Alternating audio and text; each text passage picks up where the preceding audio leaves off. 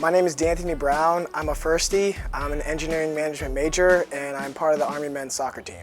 Last year, I was a project manager for the Space Engineering Applied Research Hypersonic Rocket Team. As a project manager in this role, I was responsible for many roles, many duties.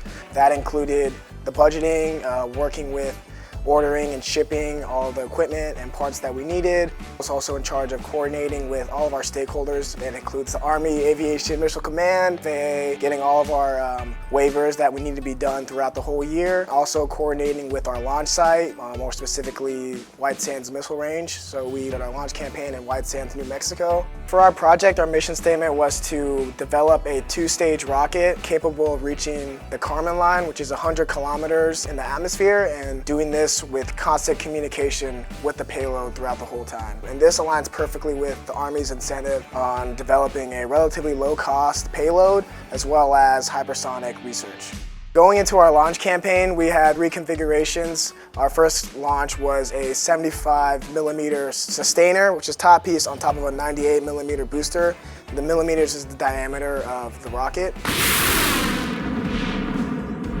And then our next two launches, we launched our biggest configuration, which was a 98 millimeter sustainer on top of a 127 millimeter booster. So this was like our most ambitious attempt that we wanted to get out there and wanted to try. And then our third launch was a 75 millimeter sustainer on top of a 127 millimeter booster. And with those two launches, our second launches, they had a great start, initial start where it shot straight up.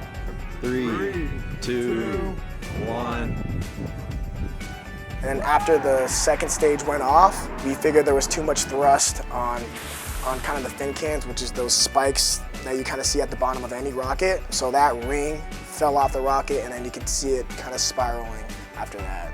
Something that I learned throughout the launches was that anything could happen. At this point, we had put so much work and research into what we had thought was going to happen through simulation, through all of these things, and still on launch day, there was things that we couldn't or we didn't account for that ended up occurring. So it's just one of those things where even if you think that everything is good to go, sometimes it's just small little details that were kind of overlooked or could still happen at the end of the day. And this is why research is so important in projects like this, to kind of highlight those things. And now, with our progress that we made, that can be built off of on another iteration. And groups can take that knowledge and all the data that we collected and use that to build off that and potentially either fix those or improve or optimize that project moving forward.